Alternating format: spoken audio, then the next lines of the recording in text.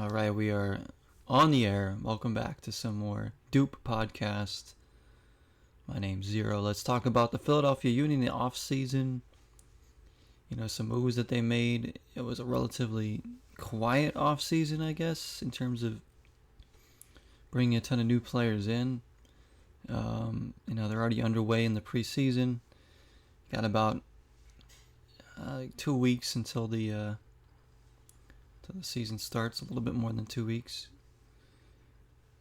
Should be more even. Should be pretty much what we expect from this club the past few years. I don't think they're going to take any major steps back this season with the players they have now. Let's talk about those off-season moves. So they just re-signed Captain Ali Bedoya, which I think is a fantastic move because if he wants to keep playing, you keep signing him basically because he's important to the team. May have not produced any goals last season during league play anyways, but he did get, he was one of our top assist guys still. People don't realize that. I don't think he's a 90-minute player anymore, maybe occasionally, but at his age, I think him starting and then coming out later is fine, or even coming off the bench at times will definitely give a boost to the team. He's still a very smart player. He knows what he's doing out there. He rarely ever, gives the ball away, which I think is huge just to, keep possession for the team. He doesn't panic in possession, and he positions himself very well in the field. And, of course, he's a great leader on and off the field. First and foremost, great for the younger players, great for the organization. I think there'll be a spot for him somewhere in his organization when he retires, if he wants to. He's just super important to the club. He is the Philadelphia Union. He's the heart of the team. He is the greatest captain we've had in the club's history. So, of course, you re-sign him. I think he will retire after this season. So hopefully he can go out with a MLS Cup. We'll see. This group is getting older. I'm still amazed that they're able to keep everybody together. To re-sign Kai, who still is kind of doing a redemption arc here.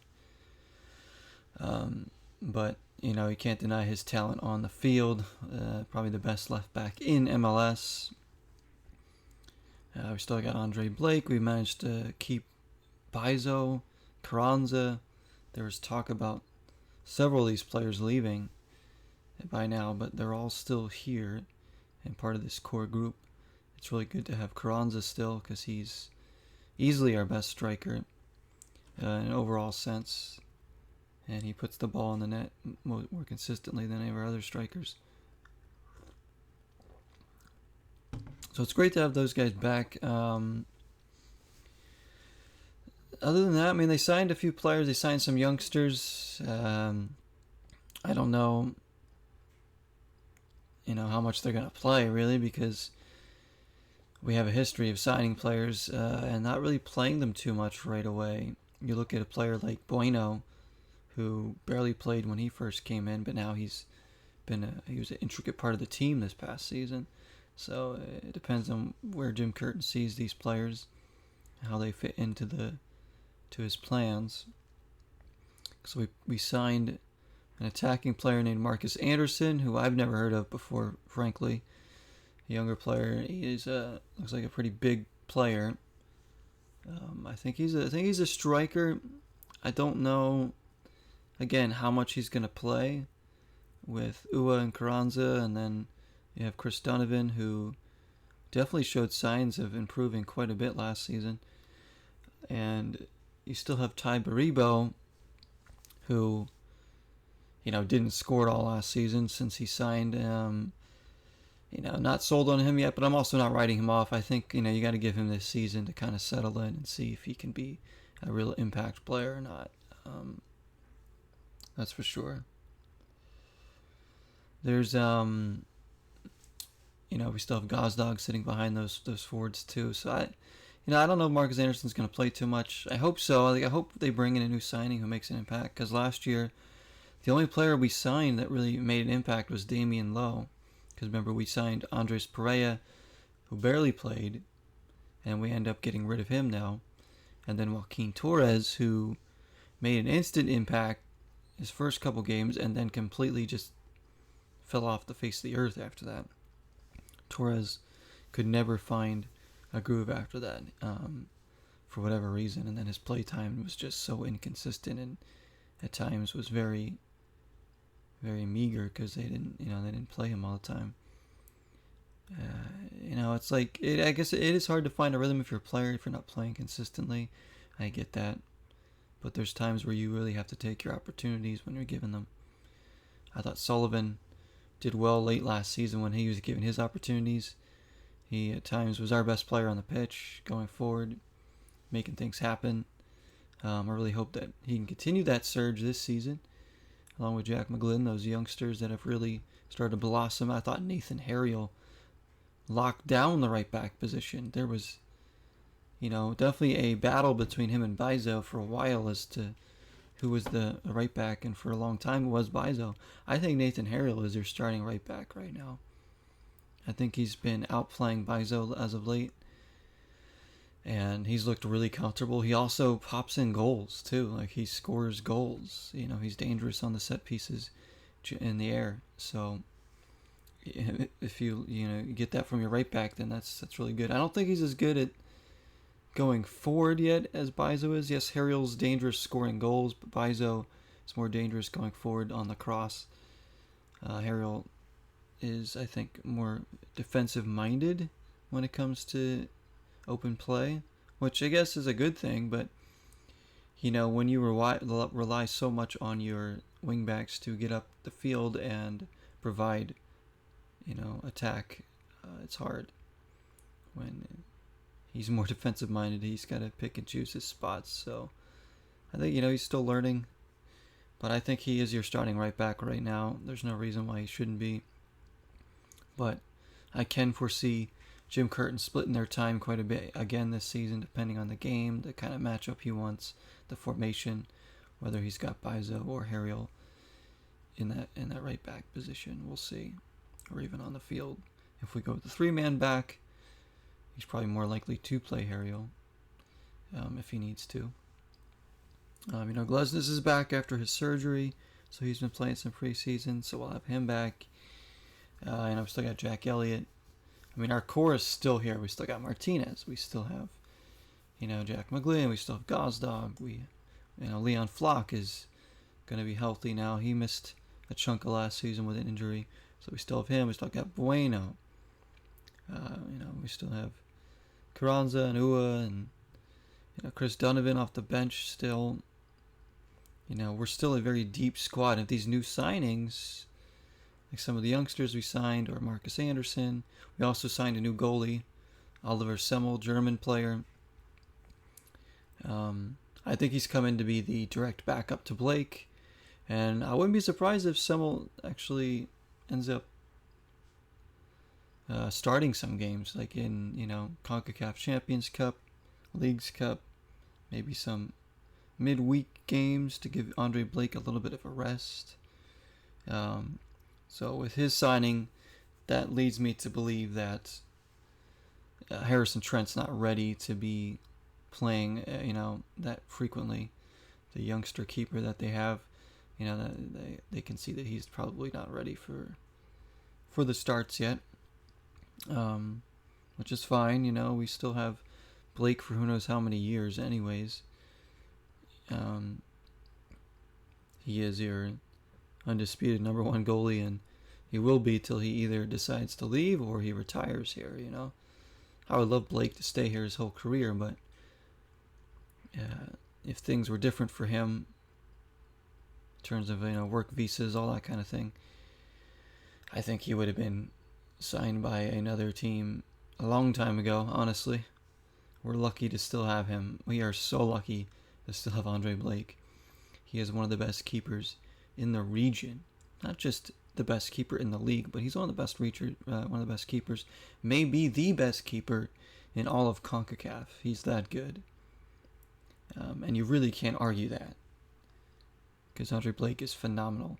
He single-handedly wins us tons of games from key saves that he does, or preserves a victory or preserves a tie or something. If it wasn't for him, we would drop way more points in the standings. Take a sip of the coffee here. So your core is still here. You still have your captain returning, the best left back returning. You have depth. You still got Matt Real and Damian Lowe, Paizo in the back as depth pieces. I don't know if Brandon Craig is back from his loan, maybe. Although I don't know if they're ready to play him yet either. We still have Torres. Pereira is gone. Let me talk about players who do need to have a big impact this season. I think a couple players who need to have big seasons for this club are one, Michael Ua, who really disappointed at stretches last season. He still hasn't been that striker that we want or need him to be. That guy that's going to put in like 20 goals. The Union have never really had that kind of player in terms of a striker. Gazdag did have a 22-goal season 2 years ago.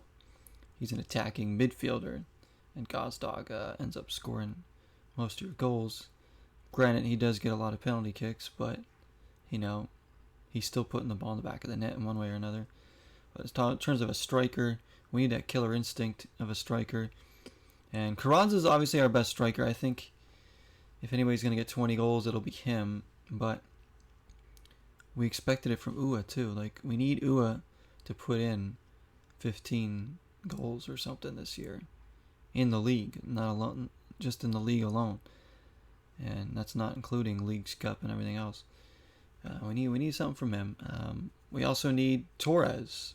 Joaquin Torres has to be a bigger impact this season. I know he's not an everyday starter. Apologies for the dryer going off in the background.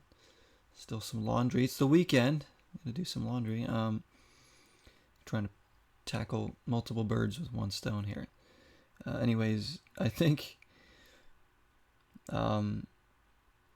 we need more out of Ua and Torres, because our attack could be that much more dynamic if those guys are clicking and producing. We can't just rely on Carranza and Gazdag, and at times this season we kind of did.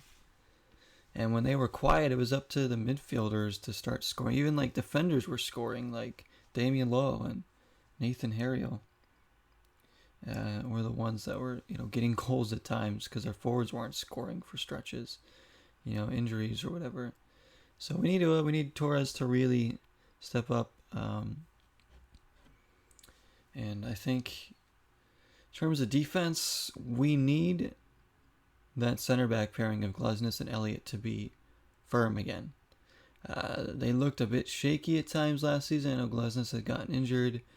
Elliott had an up and down season. He was still good overall, but we know how shut down those guys can be when they're on. When our defense is on, we're one of the best defensive clubs in the league with the guys we have. So I think combined, those two have to have a big season. We have to not leak in as many goals. I thought we leaked in too many goals last season. It really, took away spots from us in the standings because of some of the goals that we were conceding. So we have to be definitely cleaner in the back. And we need those center backs to be on their game. Like, for real. Because we can't give up winning positions. Not late in the game. We can't keep giving up the first goal or two of a game. We did that a lot last season. Giving up the first goal. And there were times we just looked scared in the back. Look at the Leagues Cup game against Messi in Miami. The first half, how scared the Union looked defensively and just gave up all those goals. And then the second half played their game and completely outplayed Miami, but it was too little too late. So I'm like, I don't want the Union to do that. I don't want them to sit back and just soak up all this pressure. That's what they can do for stretches, yes, because we're good at the counterattack, but I want us to be a little more attack-minded, a little more on the front foot, especially in the beginning of the game, because I'm tired of being like down a goal and having to chase And then, now we're opened up and susceptible to giving up more goals. So we have to be smarter about that this season. Be a little more stout on defense, a little bit more smart about going forward. This club is going to be in the mix again. We may not be front runners, contenders for the cup in everybody's eyes, but we're going to be in the mix again. We have every chance to win the cup with this squad. It's going to be hard. It'll be harder for us than most other teams that have star power players like Columbus, LAFC, Miami, Cincinnati. These clubs that bring in star power. The Union just don't have that. They have to rely on signing players that are lesser known and getting the most out of them. And usually we've been pretty good at that. Jim Curtin's been phenomenal at that, I'd say, at doing all that. So, I'm excited. The season's starting soon, 20 days away. So I guess about 3 weeks, you should say. We have CONCACAF Champions Cup opening up on February 20th against Saprissa, who we're taking on first. Home and away leg, I believe. Yeah, we play them twice in a week. Busy opening schedule to the season in the first week. 2 Champions Cup games and then the MLS regular season opener against Chicago at home, which hopefully should get the Union out on the front foot. Chicago, a franchise that has been lost for some time. I don't expect big things from them this year. Then we go on the road to face Kansas City. Then at home against Seattle. Then we go a little road trip to Austin and Portland. It's a very tough opening schedule for the Union. It really is. Goodness me. Scrolling through here. After that, we are at home against Minnesota, so that's a little bit easier. Then we go to Nashville and Atlanta, back to back. Yikes. It is a hard schedule early on. And we'll see how we do in the Leagues Cup too, which was also announced.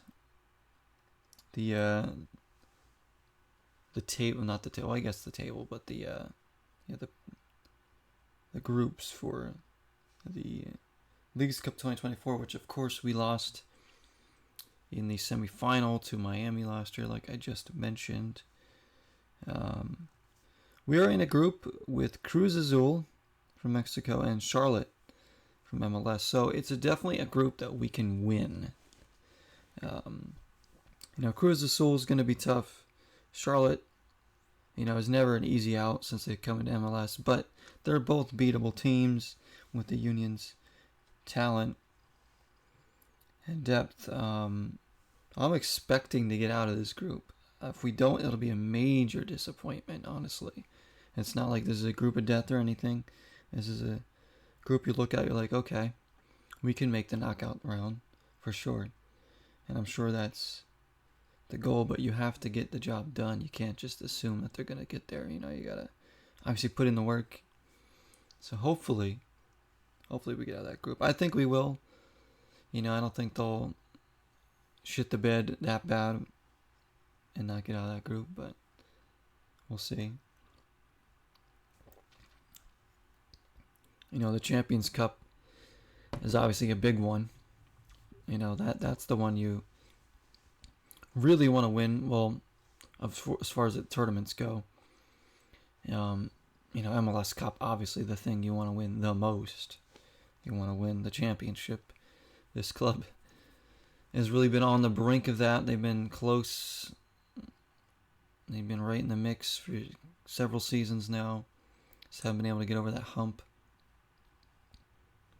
Columbus kind of coming out of nowhere this past season and winning it. But they do have talent. And they have a good coach, Wilfred Nancy, right now. Their owners spend more money, for sure. I'm just glad it wasn't LAFC winning it again. Is Columbus... I'm not a big Columbus Crew fan either, but, you know, I'd rather them win it than one of those really, really big clubs, you know, like LAFC, who just keep buying all these players. Inter Miami, of course, brought in the biter, Luis Suarez. Let me talk about Suarez for a second. I don't like Luis Suarez. I do not like Luis Suarez at all. I really don't know how people are still that big of fans of his. I mean, I guess if he's on your club, but like, he's bit two people in his career on purpose. And then tried to roll around like he was the one that was getting injured. He's a punk. He's an absolute punk who is a disgrace to the sport of soccer, the way he plays. He dives. I believe he was also gotten involved with something else bad in his career before too. I forget what it was, but there was something else. He's a punk. Yeah, he's gonna score goals. But who the hell goes around biting players and then rolls around holding their teeth like they got elbowed or something? A little punk. I don't like Luis Suarez, and therefore I'm not going to be rooting for Miami. I like Miami as a club. Like, I like what Beckham's doing for MLS here. I mean, they have Messi, they have Jordi Alba and Busquets, but now they brought in Suarez, and it's like, yuck. Freaking guy. So watch your necks, watch your arms when you're playing against him. He may take a bite out of you. I can't root for a player that's that big of a disgrace to the sport. I'm sorry. You just can't. Guy that purposely does that. Like, who does that in any sense?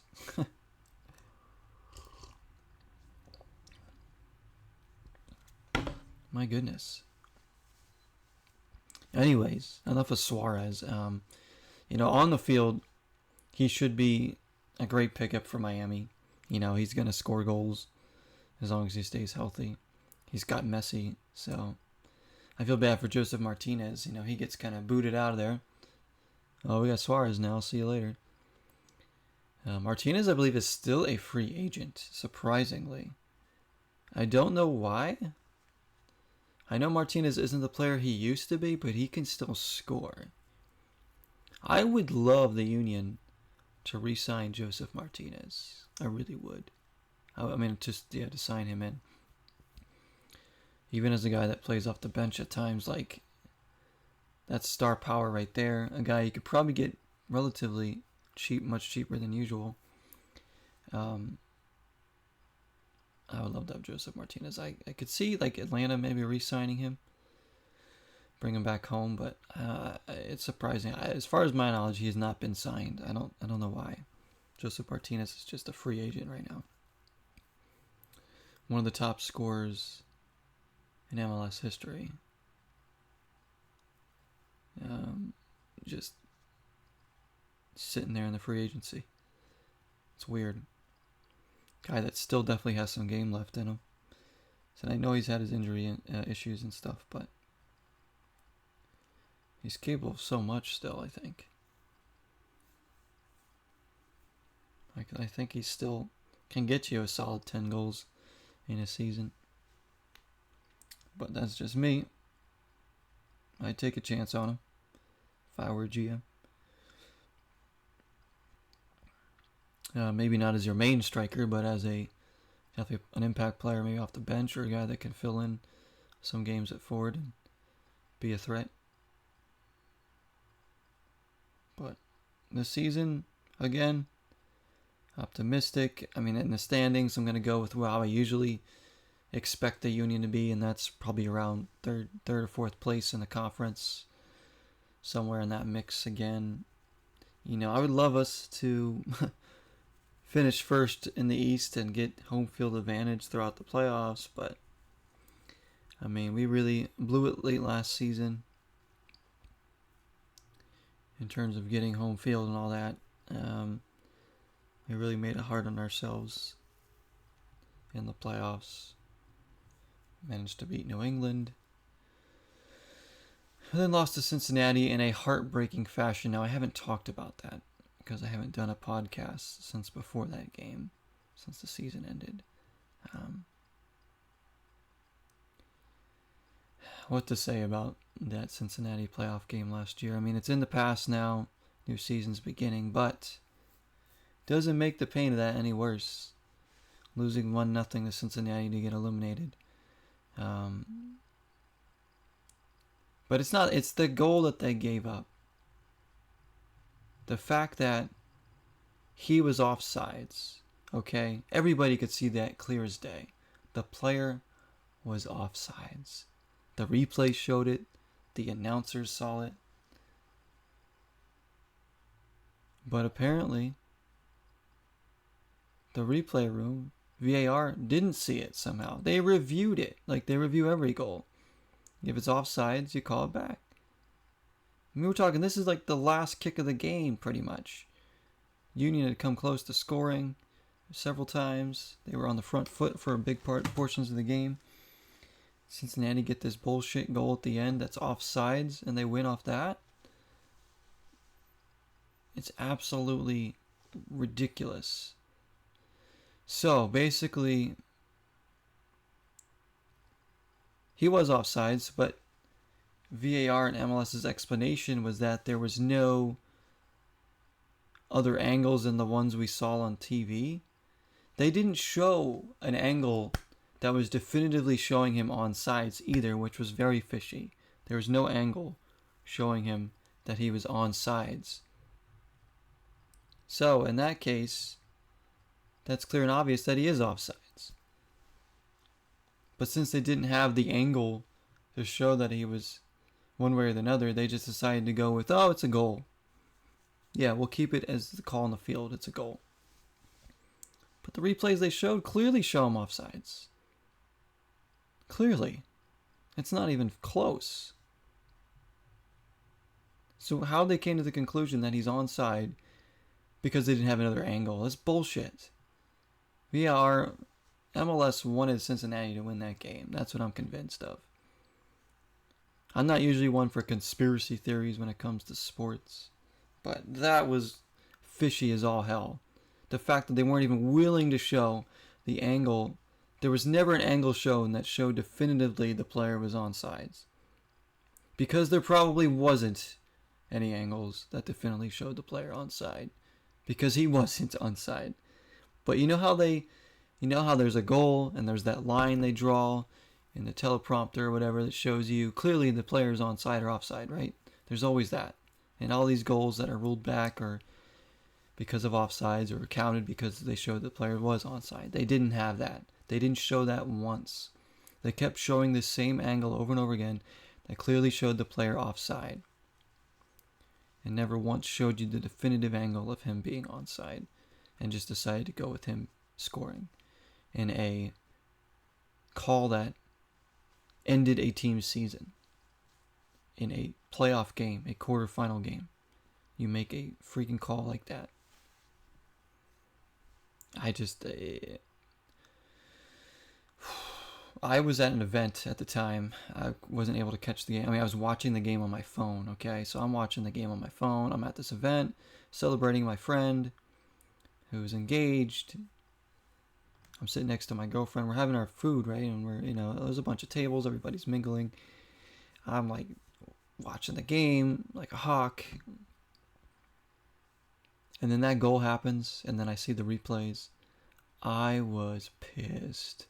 My mood went from happy and having a good time to I don't want to be around anybody. In like the flick of a switch. I was so pissed. It was so hard to just sit still and pretend like I was still having a good time when I was so angry at that. Because, I'm passionate about the Union. Obviously, they're my team. I love this team. I want them to win a cup so badly. But, when shit like that happens, you have no choice but to get angry about it. Because it's... I don't know. I just think to end a season, it's a very harsh way to end a season in a call like that just wasn't even explained. even like VR came out and admitted later that they didn't have all the angles. And I'm like, what? Then why did you call it a goal? Why would you literally admit that it was most likely offsides? It just doesn't make sense to me. It's so fishy. I mean, obviously the union are pissed about it. It's just such a fishy call, man. Just such a fishy call. It's as I'm saying, it's like MLS wanted Cincinnati to go on because they were a good story. Luciano Acosta's their MVP. They want to make sure he gets further. And then they went and got destroyed by Columbus in the semifinal, which was not bittersweet. It was great to see. Now, I don't hate Cincinnati or anything. Obviously, I have resentment for them now because of how they eliminated us, how they didn't deserve it. But the very next round, they got beat by the eventual champions, Columbus. So that was nice to see. Karma served right there. Karma absolutely served right back to them. So love to see that. But all right, my rant's over. I had to get that out of my system. I haven't talked about it yet, so there it is. There's my rant. Let's hope that this season doesn't end with a bullshit call like that. Let's hope it ends with dignity. Hopefully it ends with us raising the MLS Cup, but we'll see. Another season is about to begin, and I'm excited. I want to say thank you all so much for listening to the Doop podcast, for my rants and my rambling. I love doing this. Again, I never seem to do it as much as I want each season, just because I just don't have the time.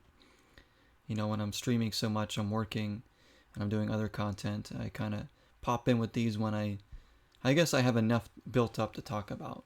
So you will see more of these this season.